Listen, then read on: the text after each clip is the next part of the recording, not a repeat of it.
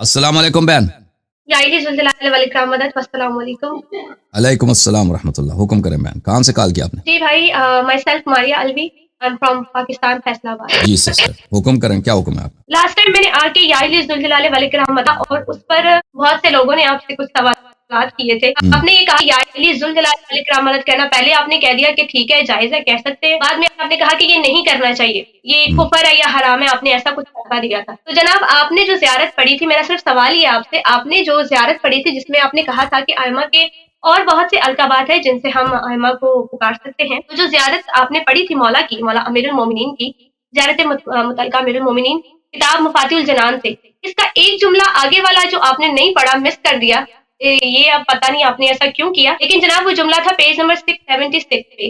وہ جملہ تھا عبدو کا وابن عبدی کا, عبد کی ضد معبود ہوتی ہے, اور یہاں پہ مولا علی کی معبودیت اور ہماری عبدیت ثابت ہو رہی ہے. تو آپ نے ایسا کیسے کہا کہ یہ کہنا جائز نہیں ہے یا مولا کو ذوالجلال نہیں کہنا چاہیے؟ تو اب سن لیں اچھی طرح سے, دیکھیں آپ کسی بھی شخص کی اگر احترام کرتے ہیں اس کو صاحب جلالت کہہ سکتے ہیں, ٹھیک ہے. یہ بہت عام اصطلاح ہے کہ لوگ ایک شخص جس کا احترام کرنا چاہتے ہیں اس کو جلالت مآب کہتے ہیں. عرب زبان میں بھی یہ بہت عام ہے, اصحاب الجلالہ کہتے ہیں. یا میں جب کہیں جاتا ہوں, عرب مجھے میری عزت کرنا چاہتے ہیں, شیخنا الجلیل, صاحب جلالت ہمارے شیخ آ گئے. یہ تو ایک عام چیز ہے, یہ اس میں کوئی عیب نہیں ہے. آپ امیر المؤمنین علیہ السلام کو صاحب جلال کہتے ہیں, بلا شک صاحب جلال ہے. صاحب اکرام کہتے ہیں, صاحب انعام کہتے ہیں, اس میں بلا شک اس منع نہیں ہے. لیکن یہ ان کے القاب مبارکہ سے نہیں ہے. قرآن مجید میں یہ لفظ جو آیا نا, یہ اللہ کے لیے آیا ہے, وَيَبْقَى رَبُّ وَجْهِكَ ذِي الْجَلَالِ وَالْإِكْرَامِ. تیرا رب ذی الجلال والاکرام ہے. عرض یہ ہے کہ آپ جیسے دیکھیں عوام کے سامنے, لوگوں کے سامنے آپ ایسے الفاظ, ایسے باتیں جو قرآن میں اللہ کے لیے استعمال ہوئی ہیں, جب آپ ائمہ علیہ السلام کے لیے استعمال کریں گے تو لوگ کیا کہیں گے؟ لوگ کہیں گے کہ بھئی یہ شیعہ مشرک ہیں. وہ تو یہ تو نہیں کہیں گے کہ وہ یہ چیز جائز ہے, ٹھیک ہے نا. وہ تو یہ نہیں کہیں گے کہ یہ جائز ہے, ٹیکنیکلی یہ جائز ہے, سب کے لیے استعمال. وہ کہیں گے دیکھیں یہ اللہ کی صفت اپنے امام کو دے رہی ہے, یہ کیا ہے. میں نے عرض یہ کیا تھا کہ ایسے انسان کو ایسا کام نہیں کرنا چاہیے جس کی وجہ سے انسان کی بدنامی ہو اور لوگ شیعوں کے متعلق بدظن ہو جائیں, ٹھیک ہے نا. اس لیے میں نے کہا اب ماتم کے لحاظ سے بھی ہم پہ یہی فتویٰ لگایا جاتا ہے کہ شیعہ کافر ہے اور یہ کفر کر رہے ہیں, تو ماتم بھی نہیں کرنا چاہیے, اور اس پر ہم دلائل پیش کرتے ہیں. ایک دلیل میں اور دینا چاہوں گی, میں آپ کو کاٹ رہی ہوں. قیوب کا وجہ ربی کا ذوالجلال والاکرام, اللہ نے قرآن میں یہ صفات اللہ کی دی ہیں, لیکن تفسیر قمی میں پیج نمبر 680 پہ اسی آیت کی تفسیر میں مولا امام سجاد ذوالجلال والاکرام کا فرمان موجود ہے. مولا نے فرمایا رب کا وہ چہرہ جو ذوالجلال والاکرام ہے وہ ہم ہیں, اور تفسیر نور الکلام میں بھی بالکل یہی بات ہے. اور تو رب دیکھیں یہ وجہ ربک ذی الجلال والاکرام, رب ذو الجلال والاکرام رب کی صفت ہے, وجہ کی صفت نہیں ہے. وجہ ربک ذی الجلال, یہ جو عربی جانتے ہیں ان کے لیے واضح ہے.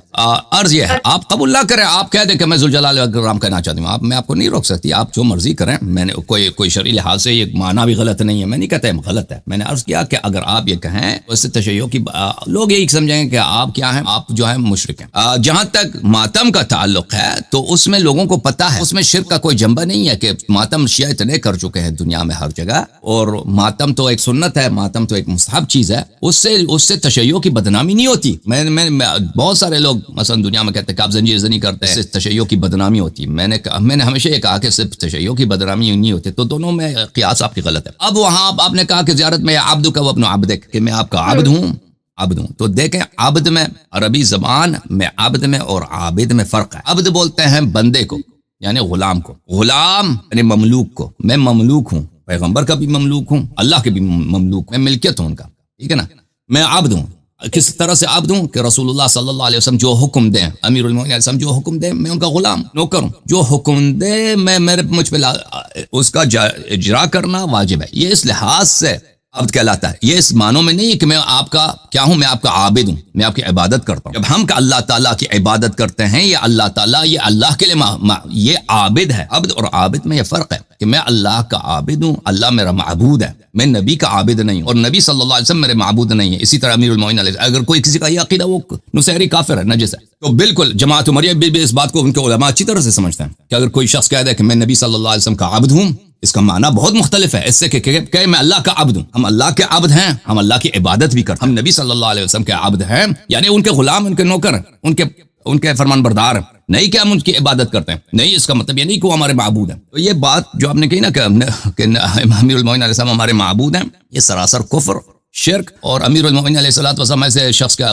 جو بھی شخص اس طرح کا عقیدہ رکھے اہل بیت علیہ السلام کے اس پہ لعنت ہے. مزید کچھ کہنا چاہتی ہیں؟ اسی بات پہ کرتی ہے، لیکن میرا آج کا یہ ٹاپک نہیں ہے، میرا سوال کچھ اور ہے. یہ تو بس اس دن جب میں نے ذوالجلال والاکرام کہا تو مدعے کو ہائی لائٹ دی گئی، اس وجہ سے میں نے بات کیا. میرا آج کا یہ مدعا نہیں ہے، اس پر پھر کبھی بات کریں گے. میرا جو آج کا ٹاپک ہے وہ یہ تھا کہ آپ نے اپنے ایک لائیو سیشن میں کہا تھا کہ جو ائمہ طہارات ہیں، ائمہ صلوات اللہ علیہ، وہ ان کو بشری حاجات ہوتی تھی اور وہ باتھ روم بھی جاتے تھے. پھر ایک بہن نے آپ سے سوال کیا تھا کہ کیا قرآن کو باتھ روم میں لے جایا جا سکتا ہے، اس کے حوالے سے بھی آپ نے کچھ بات کی تھی. کرنا تو مجھے صرف سوال ہی ہے، لیکن اس سے پہلے آپ میری چند باتیں سن لیجیے، پھر اس کے بعد آپ کو جو بھی بولنا ہوگا آپ بولتے رہیے گا. جناب، آپ نے جو اس لائیو سیشن میں ریفرنسز پیش کیے تھے بشری حاجات کے حوالے سے ائمہ کے، آپ نے ایک کتاب دکھائی تھی، کتاب بصائر الدرجات، جو میں نے آپ کی ویڈیو دیکھی تھی، اس میں آپ نے روایت دکھائی تھی اس کتاب میں سے، جو اس کا راوی تھا احمد بن محمد بن سیار تھا. ٹھیک ہے، یہی راوی تھا. جو کتاب رجال النجاشی ہے، مطبوعہ بیروت اور پیج نمبر 78، اس پہ اس راوی کو محمد بن سیار کو ضعیف الحدیث اور فاسد المذہب کہا گیا. 2 طرح کی جرح اس پہ کی گئی ہے. پھر آپ نے دوسری روایت ایک کتاب سے دکھائی تھی، تفسیر عیاشی سے، اس میں لکھا تھا ان احمد بن خالد، اس راوی کا نام تھا، لیکن آگے کسی معصوم کا نام تھا کہ کس معصوم سے روایت کی جا رہی ہے، کالا امیر المومنین یا کالا امام علی، کالا امام صادق، کچھ بھی ایسا نہیں تھا. ٹھیک ہے. تیسری روایت جو آپ نے پیش کی تھی ملا یحزرہ الفقیہ سے، احمد بن محمد بن سعید الکوفی کا نام اس میں موجود تھا، اور اس راوی کے بارے میں کتاب المعین المعجم الرجال الحدیث میں پیج نمبر 5 پر اس کے بارے میں لکھا گیا کانا کوفی زیدی. محمد بن سعید الکوفی مذہبی طور پر زیدی تھا، اور آپ اکثر کہتے ہیں کہ آپ زیدیہ کی حدیث آپ پر حجت نہیں ہے. آپ رجال شیخ صدوق پڑھیں تو اربع کی راویوں میں جرح موجود ہے باقاعدہ. ٹھیک ہے. اس کے علاوہ آپ نے نوادر علی بن اسبات سے روایت پیش کی تھی، اس میں علی بن القاسم راوی موجود تھا، اگین وہی. اور کتاب مجموع رجال حدیث جو کتاب ہے، اس میں پیج نمبر 423 پہ اسے انہوں نے مجہول لکھا ہے. پھر آپ نے جو 5ویں روایت پیش کی تھی اوکے سن لیں، ابھی سب میں سمجھ گیا. سن لیں بہن، دیکھیں سن لیں.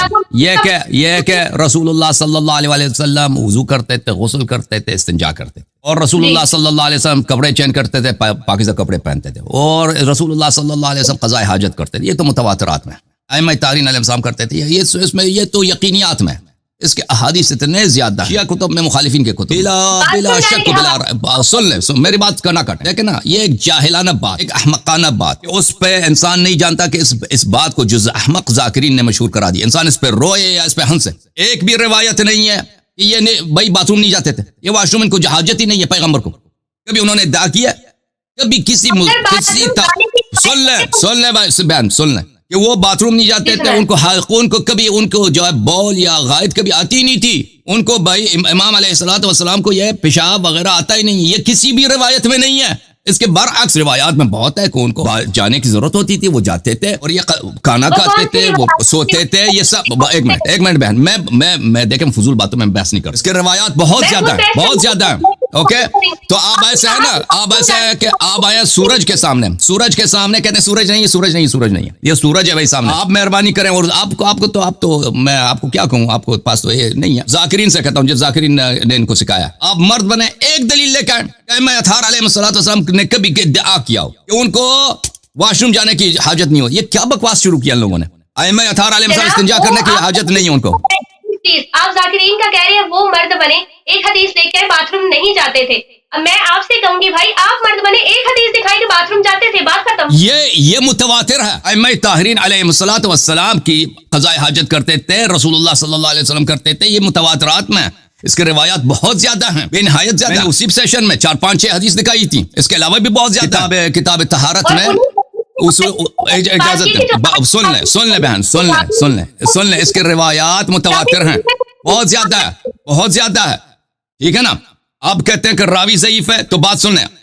میں زیدیوں کے کتابوں کو حجت نہیں سمجھتا. اگر ہمارے کتب میں، کتاب کلینی میں، کتاب کافی میں، کتب شیخ صدوق رحمۃ اللہ علیہ، کتب شیخ توسی رحمۃ اللہ علیہ میں کسی زیدی کی حدیث آ جائے یا کسی غیر شیعہ کی حدیث آ جائے، وہ حدیث صحیح ہوتی ہے. اس کی وجہ بہت زیادہ ہے. آپ کو یہ باتیں نہیں معلوم، آپ کو علماء کو بھی نہیں، آپ تو کچھ بھی نہیں ہے، علماء کو بھی نہیں معلوم. یہ کتاب ہے، ملاحظہ فرمائیں. میں آپ کو ایک کتاب دکھاؤں. کتاب الاصول 16 من الاصول الاولیہ فی الروایات واحادیث اہل البیت علیہم السلام، چاپ دار الشبستری المقدسہ ایران میں.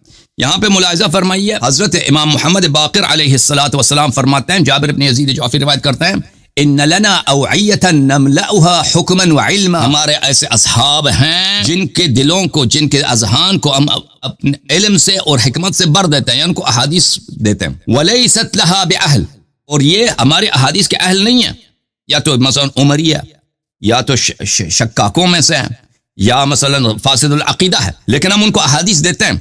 فانما نملأها لتنقل الى شیعتنا، ہم اس لیے ان کو احادیث سے بھر دیتے ہیں، ان کو احادیث سکھا دیتے ہیں. کیوں؟ ہمیں پتہ ہے کہ یہ لوگ ہمارے احادیث کو نقل کریں گے، یہ لوگ کتاب لکھیں گے کہ امام جعفر صادق علیہ السلام کے اس مسئلے پہ یہ احادیث ہیں، امام باقر علیہ السلام کے اس مسئلے پہ یہ احادیث ہیں، اور یہ کتابیں ہمارے شیعوں کو پہنچ جائیں گی. فانظروا الى ما في الاوعیہ فخذوها، ان ظرفوں میں دیکھ لو کہ ان ظرفوں کو جن ہم نے حدیث میں سے بھرا ہے اس میں کیا ہے، اس کو تم لے لو ہمارے احادیث کا. ثم صفوها من القدورہ، اور اس ان کے تب میں اگر اس کے اپنے کچھ اقوال ہیں، اپنے کچھ رائے ہے، اس کو چھوڑ دو، ان کی جو قدورت ہے اس کو چھوڑ دو، ہمارے اقوال کو ان کتب سے لے لو. تاخذونها بیضاء نقیۃ صافیہ، ہمارے احادیث تمہیں انہی فاسد العقیدہ ربات سے جن کو تم ضعیف کہتے ہو، انہی فاسد بیضاء سفید نقیہ پاک ملیں گی. وَإِيَّاكُمْ وَالْأَوْعِيَّةِ فَإِنَّهَا وِعَاءُ سُوءٍ فَتَنْكَبُوهَا، اور لیکن ان روات، ان راویوں سے بچو، راوی کے روایت کو لے لو اور ان روات سے بچو، روات سے بچو، روات سے برحذر رہو. خود مثلا راوی مثلا زیدیہ، خود راوی شکاک میں سے ہے، خود راوی غیر شیعہ ہے، ان کی حدیث کو لے لو کیونکہ انہوں نے اہل بیت علیہ السلام سے نقل کیا، لیکن ان کے اپنے آراء اقوال سے ان سے برحذر رہو. لہٰذا ہمارے جو علماء تھے، وہ شیخ صدوق بیوقوف نہیں تھا، وہ پاگل نہیں تھا، اس کی عمر گزری احادیث، اس کے باپ کا عمر بھی گزری احادیث میں. جس شہر میں پلا بڑا ہے وہاں پہ احادیث، بچے اس زمانے میں احادیث حفظ کرتے تھے، بچے جو ہیں ہزاروں ہزار حدیث حفظ کرتے تھے. قم میں شیخ صدوق رحمۃ اللہ علیہ کے زمانے میں، وہ امام زمانہ علیہ السلام کی دعا سے دنیا میں آیا. مرحوم کلینی پاگل نہیں تھے، بیوقوف نہیں تھے کہ انہوں نے اس مقدمے میں لکھا کہ میں ایک ایسا کتاب لکھوں گا کہ جو شیعوں کی اصول اور فروع کے لیے کافی ہو، پھر اس میں احادیث لائیں بھائی، ہر طرح کی حدیث جس کو پتہ بھی نہیں چلے کہ کون سی حدیث صحیح ہے کون سی غلط ہے، ٹھیک ہے نا، اور اس میں وعدہ دے دیں کہ میں صحیح حدیث لے کے آتا ہوں، پھر وہ خود بھول جائیں، غلط احادیث میں داخل کریں. اس لیے ان کے پاس معیار جو اہل بیت علیہ السلام کی جانب سے ہے، معیار وہ اور ہے، جماعت عمریہ کے معیار اور ہے، جماعت عمریہ کے معیار نقل احادیث میں اور ہے، ہمارے ہاں احادیث اور ہے. ہمارے ہاں کیا ہے کہ جو کتب اصحاب ائمہ علیہ السلام نے لکھے، وہ اصحاب اگرچہ وہ فاسد العقیدہ کیوں نہ ہوں، وہ اصحاب اگرچہ کیوں غلط عقائد کا حامل کیوں نہ ہوں، یا علم بھی کم نہ ہو، کوئی بات نہیں، ہمیں ان کے رائے سے کام نہیں. انہوں نے امام علیہ السلام کا قول لکھا ہے، صدوق کو پتہ تھا اس زمانے میں، یہ ان کا کام ہی تھا حدیث پڑھنا، کلینی کو بخوبی پتہ تھا، ان کا کام ہی تھا حدیث میں اپنی عمر گزارنا. اصحاب ائمہ علیہ السلام اس زمانے میں زندہ تھے، صدوق کے کلینی کے مشائخ میں اور صدوق کے والد کے مشائخ میں اصحاب ائمہ علیہ السلام بے بکثرت تھے، اور نواب اربعہ شیخ کلینی رحمۃ اللہ علیہ کے زمانے میں زندہ تھے.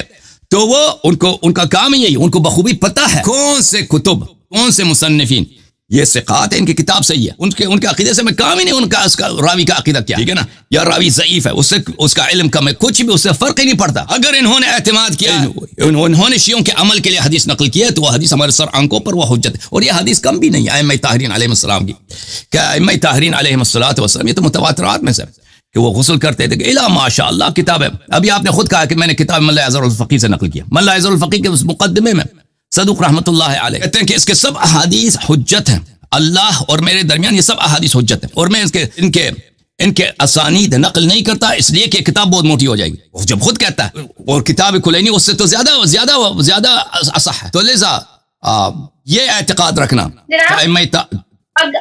ائمہ طاہرین علیہ الصلوۃ والسلام، سن لیں، وہ ائمہ طاہرین علیہ الصلوۃ والسلام ان کو وہ خانہ نہیں جاتے تھے، یہ نہیں کرتے تھے، یہ ایک جہالت محض ہے. اگر تم اہل بیت علیہ السلام کے دین میں رہنا چاہتے ہو، اہل بیت علیہ السلام کا دین اور ہے، ذاکرین کا طریقہ اور ہے بھائی، ذاکرین نے انہوں نے اپنے سے بنایا، وہ یہ غلو کا طریقہ کار اور ہے.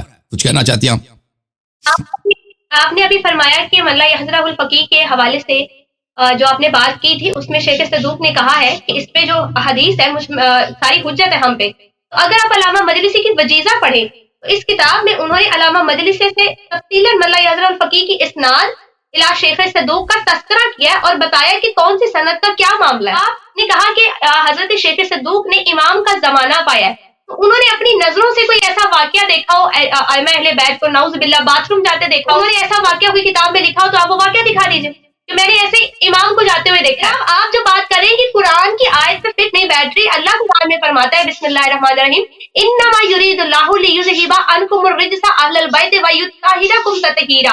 اللہ کہتے ہیں میں نے نجاست کو اہل بیت سے دور کر دیا. اور جب اللہ انما کہہ رہے تو اللہ کی مثال باندھ رہا ہے. ٹھیک ہے, اس میں یہ نہیں ہے کہ اس نجاست سے دور کیا اور اس سے نہیں کیا.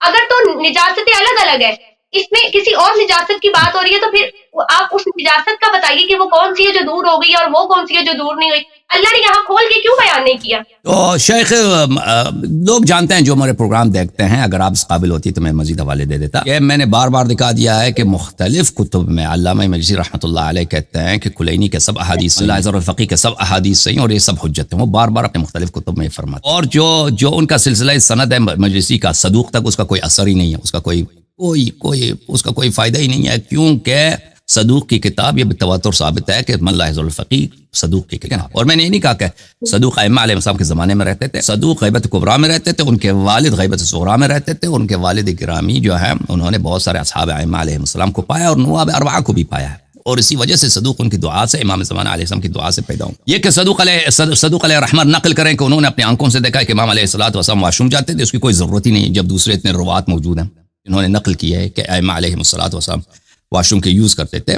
وہ صدوق سے وہ ان کی وثاقت صدوق سے کم نہیں ہے بلکہ صدوق سے زیادہ ہے. اس کے علاوہ آئے تطہیر عصمت کے متعلق ہے. آئے تطہیر عصمت کے ہم نے پاک کیا ہے آپ کو گناہوں سے اور ناپاکیوں سے. اس کا مطلب یہ نہیں ہے کہ اگر رسول اللہ صلی اللہ علیہ وسلم صحرا میں چلے جائیں تو ان پہ گرد کبھی نہیں پڑے گا. امیر المؤمنین علیہ السلام جنگ صفین میں جاتے تھے نا, حملہ کرتے تھے دشمن کے وسط, دشمن کے لشکر کے وسط میں چیر کے جاتے تھے, چاروں طرف سے دشمن. رات کا وقت ہوتا تھا جو لیلۃ الحریر کہلاتا ہے, دشمن کے وسط میں جاتے تھے, بہت دیر تک لڑتے تھے, واپس آتے تھے خون میں ڈبے ہوئے واپس آتے تھے, اکیلے جاتے تھے لشکر کے دشمن کے قلب میں واپس آتے تھے. اب کوئی ان کو خون کیوں لگی, ان کا اپنا خون تو نہیں تھا, دشمن کا خون تھا. ٹھیک ہے نا. پھر تلوار بہت دفعہ ہوتا تھا کہ تلوار ان کا ٹیڑھا ہو جاتا تھا, تلوار کو دوبارہ سیدھا کرتے تھے, دوبارہ جاتے تھے دشمن کے. اب کہہ دو آئے تطہیر تو کہتا ہے کہ ان کو کوئی نجاست لگتی نہیں. یہ کفار لشکر شام والوں کے خون تو نجس سے زیادہ نجس, سور سے بھی زیادہ نجس ہے, تو یہ ان کو کیوں چنٹے پڑی ہیں؟ تو اس کے جواب یہ ہے کہ آئے تطہیر عصمت کے متعلق ہے کہ ہم نے ان کو ناپاکیوں سے پاک کیا. اس کا مطلب یہ نہیں ہے کہ اگر کوئی بچہ پیشاب کرے تو پیشاب ان کو نہیں لگتی, ہوا کو چلی جائے گی, یا اگر کوئی مثلا خون ان کو لگتی نہیں ہے, اللہ نے حصار بنا دیا, یہ بھائی ہر طرح سے ہیں. تو ائمہ طاہرین علیہم السلام, اب اس کا دیکھیں کوئی اس کا میری بات کا غلط فائدہ نہ اٹھائے. کیا دیکھیں میں نے کہہ دیا ہے کہ ائمہ علیہ السلام کا خون نجس ہے, یا ائمہ علیہ السلام کا ادرار نجس ہے, یا ان کا پیشاب نجس ہے. میں نہیں کہتا, میں عرض یہ کرتا ہوں کہ ائمہ طاہرین علیہ السلام کی روایت میں بہت زیادہ ہے کہ کافی میں بہت ان کے اعجاز سے یہی ہے کہ ان کے بول جو ہے بہت سمجھتے ہیں نا پیشاب کو ہوتے ہیں, ان کے بول سے اور غائط سے وہ خوشبو آتی ہے, مہک آتی ہے. دوسروں کی جو ہے بدبو ہوتی ہے لیکن ان سے مہک آتی ہے. اور پھر زمین کو حکم ہے کہ اس کو نگل لیں. کوئی نے اس کو دیکھا بھی نہیں ہے کہ کسی نے ائمہ طاہرین علیہ السلام کے پیشاب, فزیکلی پیشاب کو کسی نے نہیں دیکھا, کیونکہ ہر جگہ وہ پیشاب کرے, وہ زمین کو حکم ہے کہ وہ نگل لے, لیکن وہ کرتے تھے یہ. لیکن اس کا مطلب یہ نہیں ہے, اور چپ کرو ایک منٹ, ان کا او بھائی او بہن چپ کرو, ان کا پیشاب نجس ہے, ہم نہیں کہتے. یہ جاہل لوگ ہماری باتوں سے پر ہمیں غلط نسبت دیں گے. یا ان کا پاخانہ نجس ہے, ہم یہ نہیں کہتے. یا ان کا خون نجس ہے, نستجیر باللہ, ہم نہیں کہتے. اگر ان پہ کوئی کافر کے ساتھ ان کا جنگ ہو جائے, اگر کافر کے بدن سے خون نکلے, وہ چنٹے پڑ سکتی ہے, مار سکتی ہے, اس میں کوئی کچھ بھی نہیں ہے. ان کے تلوار پہ لگ سکتی ہے, جس تلوار سے انہوں نے قتل کیا اس تلوار کو لگ سکتی ہے, ان کے چہرے پہ لگ سکتی ہے, ان کے بدن پہ لگ سکتی ہے. اس میں کوئی آئے تطہیر سے اس کا کوئی تضاد ہی نہیں ہے, کیونکہ آئے تطہیر عصمت کے متعلق ہے. آئے تطہیر اس متعلق نہیں ہے کہ پھر اب میں نے ان کو پاک کیا پھر ان کو غسل کرنے کی ضرورت ہی نہیں ہے, دنیا میں نئے کپڑے پہننے کی ضرورت ہی نہیں ہے. آئے تطہیر یہ نہیں کہہ رہا, آئے تطہیر ظاہری کے لیے نہیں ہے, وہ آئے تطہیر گناہوں سے, برائیوں سے, اس طرح کی چیزوں سے کے متعلق. ائمہ طاہرین علیہ السلام کے روایات میں بھی ہے آئے تطہیر کے, آئے تطہیر سے مراد عصمت ہے, ٹھیک ہے نا. ان کی خود انہوں نے تفسیر کی ہے اس کی. جی آپ نے ابھی کہا کہ وہ فزیکلی کسی نے نہیں دیکھا ان کو باتھ روم جاتے ہوئے, پھر آپ نے کہا کہ وہ جاتے نہیں, میں نے نہیں کہا, آپ اچھی طرح سے نہیں سن رہے. لوگوں نے دیکھا ان کو باتھ روم دیکھے ہوئے, متواتر ہے, آپ نہیں سن رہے نا, متواتر. ان کے بول کو کسی نے نہیں دیکھا. ان دونوں باتوں میں بڑا فرق ہے. ائمہ طاہرین علیہ الصلوۃ, ان کے پیشاب زمین کو حکم ہے کہ ان کے پیشاب کو نگل لیں, ان کے مدفوعات کو نگل لیں, لیکن وہ باتھ روم جاتے تھے, لوگوں نے دیکھا. یہ متواترات مارس کرو, متواترات میں امام نے خود کہیں کہا ہے کہ آج میں باتھ روم گیا تھا اور زمین نے نگل لیا ہے, اور اس طرح کی. جی ہاں, اس کا پورا باب ہے. آپ ایسے آگے مناظرہ کرنے کے لیے چلیں آپ چلی جائیں، میں آپ کو وہ حدیث دکھا دیتا ہوں. خدا حافظ آپ کا، خدا حافظ. جو حال سے میرے وہ پورا ایک باب ہے کافی میں، کہ امام علیہ الصلوۃ والسلام کی نشانیوں میں سے یہ ہے کہ زمین کو حکم ہے، میں وہ احادیث کم نہیں ہے، اس کے بہت زیادہ ہے، کہ امام علیہ الصلوۃ والسلام کے جو پیشاب پخانہ ہے زمین کو حکم ہے کہ اس کو نگل لیں. یہ دیکھیں ائمہ علیہ السلام کی شان یہ رہے. یہ لوگوں کو کیوں لوگ تکفیر نہ کریں، کیوں تکفیر نہ کریں جب ان کی یہ آتے ہیں بھائی امیر المومنین علیہ السلام کو اللہ بناتے ہیں ذوالجلال والاکرام. لوگ تو یہ کہیں گے کہ بھائی آپ مشرک ہیں. اور پھر ان کی زندگی میں درد کیا ہے؟ لوگ ان کی تکفیر کرتے ہیں بھائی، لوگ کہتے ہیں تم اپنا اسلام ثابت کرو. ان کے ذاکرین کا درد کیا ہے کہ یہ اہل بیت علیہ السلام پیشاب نہیں کرتے تھے. بھائی لوگ ان کا مذاق نہ اڑائیں تو شیعہ مذہب کا تو کیا کریں. یہ کتاب من لا یضر الفقیہ شیخ صدوق رحمۃ اللہ علیہ کی چاپ دار الکتب الاسلامیہ. یہاں پر ملاحظہ فرمائیے حضرت امام رضا علیہ الصلوۃ والسلام سے روایت للامام علامات، امام علیہ السلام کی کچھ علامتیں ہیں. ویکون اعلم الناس، امام علیہ السلام عالم ہوتے ہیں سب لوگوں سے. واحکم الناس واتقى الناس، سب لوگوں سے زیادہ بہترین فیصلے سنانے والے، سب لوگوں سے زیادہ باتقوا، سب لوگوں سے زیادہ حلیم، سب لوگوں سے زیادہ شجاع، سب لوگوں سے زیادہ عابد، سب لوگوں سے زیادہ سخی. اور اس طرح بتاتے ابل ولا يحتلم، امام علیہ السلام کو احتلام نہیں ہوتی ہے. جنابت اور احتلام اور، آپ جانتے ہیں نا الفاظ کے معنی. احتلام اور ہوتا ہے، جنابت اور ہوتا ہے. احتلام یہ ہے کہ انسان کو خواب کی حالت میں جنابت ہو جائے، وہ امام کو نہیں ہوتا. ولا يرى له بول ولا غائط، امام علیہ الصلوۃ والسلام کی بول اور غائط، پیشاب اور بڑا پخانہ، یہ کوئی نہیں دیکھتا، کسی کو نظر نہیں آتا. کیوں نظر نہیں آتا؟ لأن اللہ عز وجل، کیونکہ اللہ تعالیٰ نے قد وکل الارض بابتلاع ما یخرج منه، اللہ تعالیٰ نے زمین کو حکم دیا کہ میرے حجت سے جو مدفون نکلتا ہے تم اس کو اگل لو، تم اس کو بلع بولتے ہیں اگلنے کو، سوالو کرنے، زمین کو سوالو کرنے کا حکم ہے. سوالو سمجھتے ہیں نا، اگلنے کا حکم ہے. یہ اللہ تعالیٰ کی جانب سے زمین کو، یہ سری نہیں ہے. ائمہ طاہرین علیہ الصلوۃ والسلام قضاء حاجت کرتے تھے. یہ کتاب نوادر علی بن اسبات، یہ اس میں سے ہے، کتب اصول میں سے ہے، اصول میں سے ہے، اصحاب ائمہ علیہ السلام کی کتب میں سے ہے. ٹھیک ہے نا. اس میں مضیت الی الحیرہ الی ابی عبداللہ جعفر ابن محمد علیہ السلام، میں کوفے میں حضرت امام جعفر صادق علیہ السلام کے پاس گیا تھا. وہ چلے گئے میرے ساتھ، امیر المومنین علیہ السلام کے قبر پہ گئے، زیارت کی، میں ان کے ساتھ گیا تھا. کچھ راستے میں گئے تھے، ان کو قضاء حاجت بول کرنے کی، پیشاب کرنے کی ضرورت پڑ گئی. فاعتزل عن الجادہ، ناحی جادہ سے نکل گئے، راستے سے نکل گئے، وہاں پہ گئے، پیشاب کیے، انہوں نے استنجا کیا. یہ حدیث بہت زیادہ ہے، یہ کم نہیں ہے. کتاب الطہارہ میں، وسائل الشیعہ میں جائیں، بہت زیادہ احادیث. ایک بھی حدیث نہیں ہے نا ائمہ طاہرین علیہ یا کوئی قرآن کی آیت ہے، بلکہ یہ کفار کا قول ہے. انبیاء اور حجج کو، معصومین کو قضاء حاجت کی ضرورت نہیں ہوتی. یہ کفار کا قول ہے قرآن مجید میں، یہ اس مسلمانوں کا قول نہیں ہے. ایک بھی آیہ نہیں ہے قرآن میں، ایک بھی روایت نہیں ہے کہ انہوں نے انکار کیا ہو کہ ہماری قضاء حاجت نہیں ہوتی. مثال ملاحظہ فرمائی سورہ فرقان میں کفار کیا کہتے تھے؟ فرقان میں کفار وقالوا ما لهذا الرسول ياكل الطعام ويمشي في الاسواق، یہ کیسا پیغمبر ہے کھانا کھاتا ہے. کھانا کھاتا ہے، یہ کنایا ہے. اب آپ کو دکھائیں گے کہ کس چیز کا کنایا. ويمشي في الاسواق، یہ سڑک پہ جاتا ہے، بازار میں آتا ہے، یہ کیسا پیغمبر ہے. لولا انزل الیہ ملک فیکون معه نذیرا، اس کے ساتھ اللہ ایک فرشتے کو بھی بھیجتے نا، کہ اگر یہ پیغمبر یہی ہے تو فرشتہ بھی ساتھ آ جائے تاکہ ہمیں پتہ چلے پیغمبر ہے. کیونکہ یہ کھانا بھی کھاتا ہے، اور جو کھانا کھاتا ہے اس کا نتیجہ کیا ہوتا ہے؟ اس کا نتیجہ باتھ روم جانا پڑتا ہے. اچھا ملاحظہ فرمائیے، یہ کھانا کھانا جو ہے قرآن مجید میں، کیونکہ قرآن میں ادب، قرآن کریم میں کنایات کا استعمال ہے. وما ارسلنا قبلك من المرسلين الا انهم لا ياكلون الطعام ويمشون في الاسواق، آپ سے پہلے جتنے ہم نے پیغمبر بھیجے تھے وہ سب کھانا کھاتے تھے. لا ياكلون الطعام، کھانا کھاتے تھے. یہ کھانا کھانا کس چیز کا، کس چیز کی جو ہے کی طرف اشارہ ہے. مل مسیح ابن مریم سورہ مائدہ میں، الا رسول قد خلت من قبله الرسل وامه الصدیقہ كانا ياكلان الطعام، عیسی ابن مریم پیغمبر تھے، اس سے پہلے بھی پیغمبر تھے، اور اس کی ماں صدیقہ تھی، اور یہ اپنی ماں کے ساتھ یہ دونوں کھانا کھاتے تھے. عیسیٰ مریم کے ساتھ یہ دونوں کھانا کھانے والے لوگ تھے. اچھا یہ کھانا کھانا، پیغمبر کھانا کھاتے ہیں، سب انبیاء کھانا کھاتے، قرآن کیوں کہہ رہا ہے کہ کھانا کھاتے تھے؟ تفسیر قمی علی ابن ابراہیم شیخ کلینی کے استاد، جزء اول، کانا یاکلان الطعام، امام علیہ السلام نے فرمایا یاکلان الطعام کانا یتغوطان، کانا یاکلان الطعام کا مطلب یہ ہے یعنی وہ پخانا کرتے تھے. کیونکہ قرآن ادب کر رہا ہے، قرآن نہیں کہنا چاہتا کہ ہمارے میرے جتنے سب انبیاء تھے وہ پیشاب پخانا کرتے تھے. ٹھیک ہے نا. تو یہ امام علیہ السلام نے فرمایا کہ اس پہ تصریح قرآن نے جو کہا کہ انبیاء کھانا کھاتے ہیں، انبیاء کھانا کھاتے ہیں، اس سے مراد کہ ہمارے رسول کھانا کھاتے ہیں، اس سے مراد کیا ہے؟ یعنی یہ یتغوطان، یہ غائط کا ان سے اخراج ہوتا ہے. یہ ہیومن بینگز ہیں، یہ جو ہے قضاء حاجت کرتے ہیں.